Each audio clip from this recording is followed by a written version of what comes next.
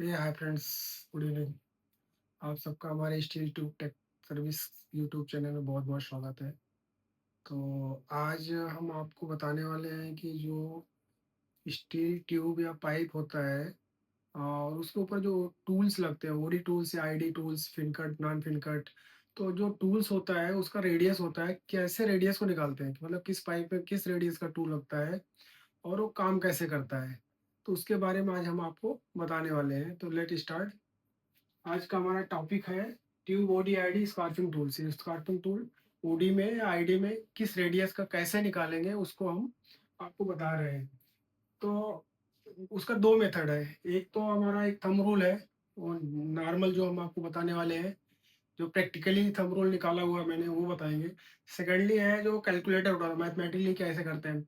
Mathematical calculation से करेंगे आपको, तो आपको जैसे सपोज करो ये हमने बनाया, ये आर्क है हमारा, ये आर्क है पाइप का, ये रेडियस। अब हमको इसका रेडियस निकालना पड़ेगा। रेडियस कैसे निकलेगा, हमारा ये थीटा है डिग्री का, तो ये C is equal to A minus A C. ठीक है। अब इसमें क्या होगा, equal to radius minus radius cos theta by two. Radius common लिया तो one minus cos theta by two. अगर रेडियस निकालेंगे तो वन माइनस कॉस थीटा की वैल्यू रखिए यहाँ पे, कितना आ रहा है ये निकाल के, और उसको दो से डिवाइड कर दीजिए क्योंकि हाफ ये है। तो आपका ये आ जाएगा रेडियस। तो ये रेडियस निकाल के फिर आप उसके हिसाब से आपका टूल का रेडियस करना पड़ेगा। लेकिन इतना करने के लिए इससे इजी ट्रिक ये है आपको, ये एक फार्मूला है कि tool radius equal to pipe का ओडी। जो भी आपका पाइप का ओडी है, 25 है, 30 है, 40 है, 50 है, वो ओडी से यहाँ ओडी रखिए और उसमें 1.67 से डिवाइड कर दीजिए। सपोज करो हम जैसे एग्जांपल दे रहे हैं आपको कि 31.1 ओडी है और उसको हमने 1.67 से डिवाइड किया, तो वो अप्रोक्स 23 आता है। तो 23 हमारा जो टूल का रेडियस होता है, टूल का रेडियस हमारा होता है R10, R12, R13, R15, then R20, R25, R30, then R35। इस तरह से फिर 5 के डिजिट में बढ़ते हुए आता है।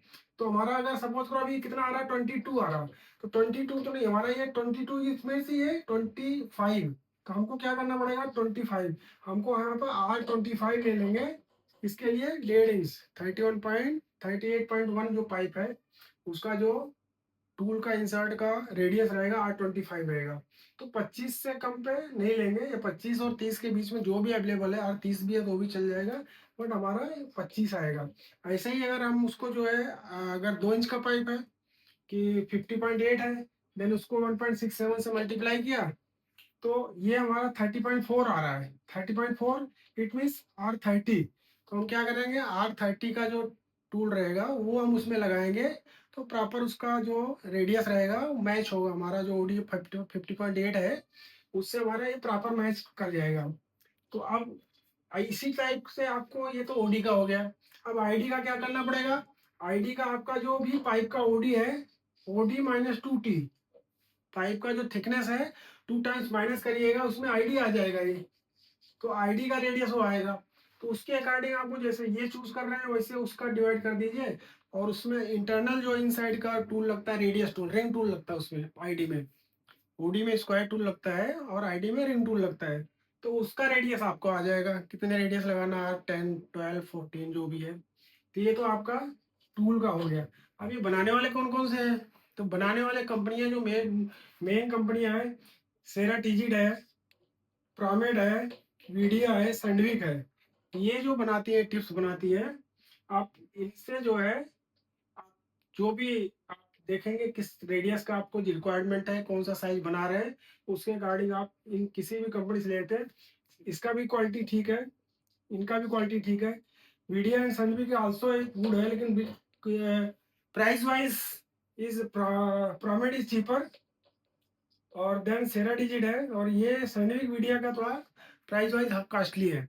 और ये भी चलते हैं, अच्छे चलते हैं, उनमें कोई दिक्कत नहीं है। तो ये हमारा आज ट्यूब ओडी का था कि कैसे ओडी निकालते हैं। और जो हमारे मित्र ने पूछा था टूल पोस्ट के बारे में। टूल पोस्ट का ऐसा है कि अभी न्यूमेटिक आ रहा है। न्यूमेटिक में 2 टूल रखते हैं हम, एक अल्टरनेट सपोज़ करो मिल चल रही है, तो अगर एक टूल में कुछ प्रॉब्लम आया, चिप-ऑफ हुआ, कुछ हुआ, तो सेकंड हम न्यूमेटिक से उसको प्रेस करके सेकंड टूल से कंटिन्यू चलते रहेगी मिल, बंद नहीं होगी। तो 2 टूल 2 इंसर्ट हमारा जो होल्डर आता है 25 बाय 25 का होल्डर रहेगा, 25 बाय 25 का, उसमें हमारा इंसर्ट लग जाएगा। तो वो एक अल्टरनेट रहेगा। एक आपका कुछ प्रॉब्लम हुआ तो उसको उठा दिया, सेकंड को बैठा दिया, मिल चल रही है, पाइप बन रहा है, तो हमारा टूल चेंज हो जाता है। अदरवाइज़ एक रहेगा तो उसमें आपको मिल को बंद करके चेंज करना पड़ेगा। तो इसलिए हमेशा टूल पोस्ट 2 रखना चाहिए, अल्टरनेट। और पहले जो बनाते थे, अभी तो आजकल रेडीमेड टूल्स सैंक आ रहे हैं, तो उसमें जस्ट स्क्रू टाइट किया हो जाता है। पहले आते थे उसमें हम ब्रेजिंग करते थे। तो वो ब्रेजिंग करने के लिए क्या करते थे, तो हमारा वही सिस्टम है, उसमें ब्रेजिंग किया, ब्रेजिंग करने के बाद आपको एक फिक्सर बनाना पड़ेगा।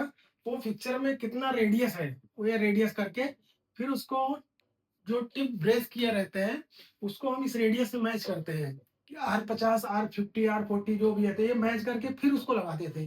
तो हमारा ये रेडियस मैच हो जाता था। अभी आजकल तो सब रेडीमेड आ गया है, इंसर्ट भी आ रहा है, सैंक भी आ रहा है, तो पहले जो ब्रेजिंग का होता था, मोस्टली आजकल ब्रेस कोई यूज़ नहीं कर रहे हैं, सब यही यूज़ कर रहे हैं। तो इस तरह से आप जो है कैलकुलेट करके निकालना है तो इससे निकाल सकते हैं, और अगर थंब रूल से निकालेंगे तो ओडी, कोई भी पाइप का ओडी है, उसको 1.67 से डिवाइड कर दीजिए।